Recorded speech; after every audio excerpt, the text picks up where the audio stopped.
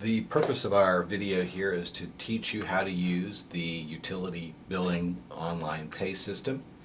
And the first thing that you will need is you will need your utility bill. And I have circled a couple of important numbers that you'll need to get off of that bill. One of them is the account number, which I've circled in red, and then next to that is the customer number that we've also circled in red. So have that handy, put that aside. The next thing you do is go to the town's website, which is www.townofplainfield.com. And then the last department is utility billing. You'll click on that, and that'll bring up this Plainfield utility billing page. Down in the lower left-hand corner, you'll see click here to pay online, so you want to click on that.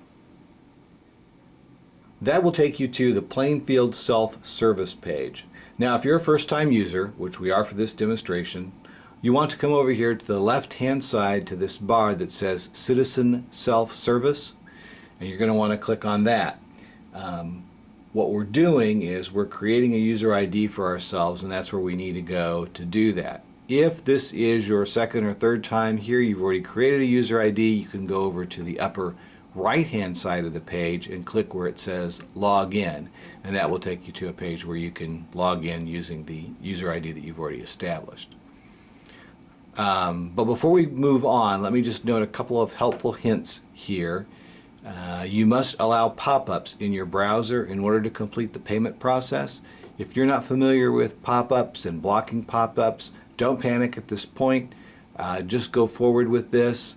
If your browser is blocking pop-ups, it will probably tell you somewhere up here at the top of the page, and it'll probably have a question mark that'll say allow pop-ups temporarily, and then you would click on it and say yes, and that would allow you to proceed. If you have some difficulties and your pop-ups are really being blocked and you can't even get to the next pages, then you'll probably want to go to Google, put in your browser name and something like pop-ups blocked, and Google that and try and come up with a strategy for unblocking the pop-ups. But like I said, I wouldn't panic about it right now. If you don't know what you're doing, I would just go forward. Probably you'll have the opportunity to temporarily allow those if that gets to be a problem. The other one, do not use the back button or forward button arrows on your browser. This is another really good, helpful hint, because it can really mess up the process if you do that. The buttons that they're talking about are up here in the upper left-hand corner. At least we're using Internet Explorer, and that's where they are for Internet Explorer. But they're up here, and one of them, it looks like a forward and backward arrow. So don't use those. Try not to use those. Because that's just going to make it difficult. And then the final helpful hint, the site is closed from 11 p.m. Eastern Standard Time to 1 a.m. Eastern Standard Time daily for site maintenance. So if you want to pay your bill, you're going to have to do it outside of that 2-hour window when they're doing site maintenance. Okay, having gone through the helpful hints, let's go up here to the left-hand side, click on Citizen Self-Serve, and let's move forward. That's going to take us to this Login to Access screen, and I'm going to give you a close-up on this so that we can take a little bit better look at the things that we're going to be doing here. So if you're coming here and you already have a user ID and password, you would put that in here and just go ahead and log in. Since you're a first-time user, we need to register. So you're going to click the Register. This is the screen where you're going to create your user ID number, and I'm going to give you a little bit of a close-up here on this so you can see what I'm doing. This is the page on which you're going to create your user ID. And your user ID should be between 1 and 20 characters. You will use this every time you come back to this page, so choose something that is unique to you, like your name or something else. I'm going to use something generic. I'm going to use Plainfield user, and then I'm going to be asked to type that again, and the reason for that is we just want to make sure that there are no misspellings in what the user ID that you're using.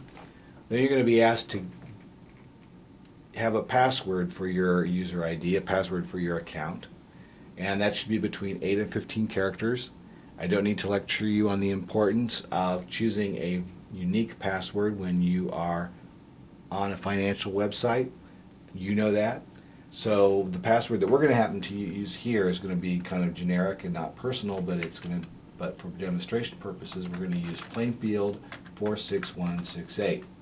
And then we're going to type that again. And the reason for that, again, is that we don't want any misspellings in the password. Then it asks for a password hint. That's so that we can email you that password in case you forget it. And in this case, that would be town plus zip would be a good password hint. And then last, they ask you to put in your email address. And of course, you'll want to put in your email address that you use all the time. We're going to use a password that we've created just for this exercise.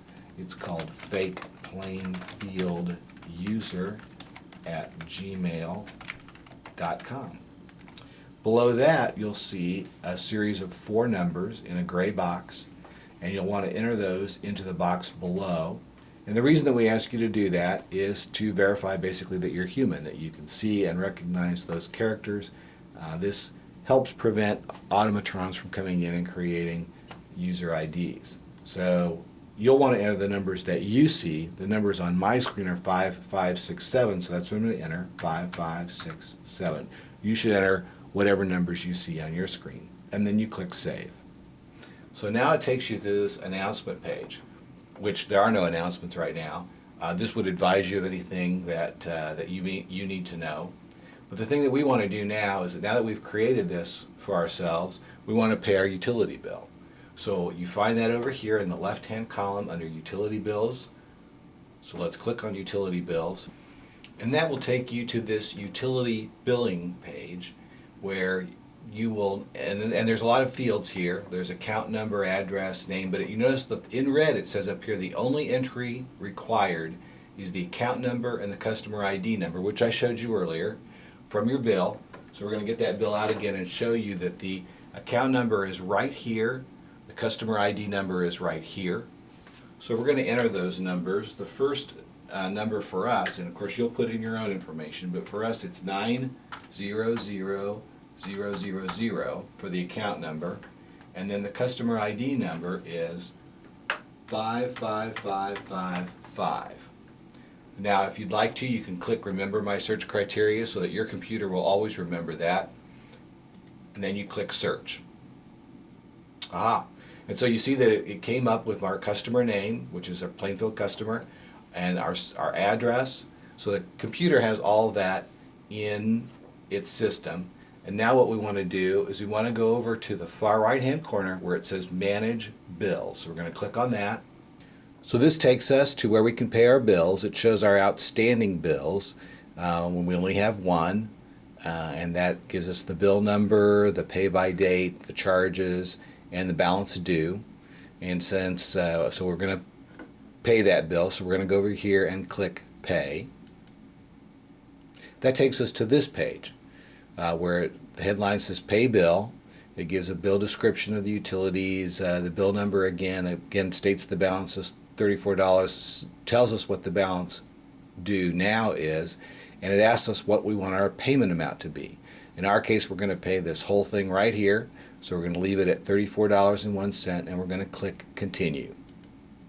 And that will take you to this payment page where you'll enter your credit card information, your name on the card, your card number, your card type, expiration date, your address, your zip, and the CCV or the CVV number, and of course the amount due, which you had seen on the previous screen.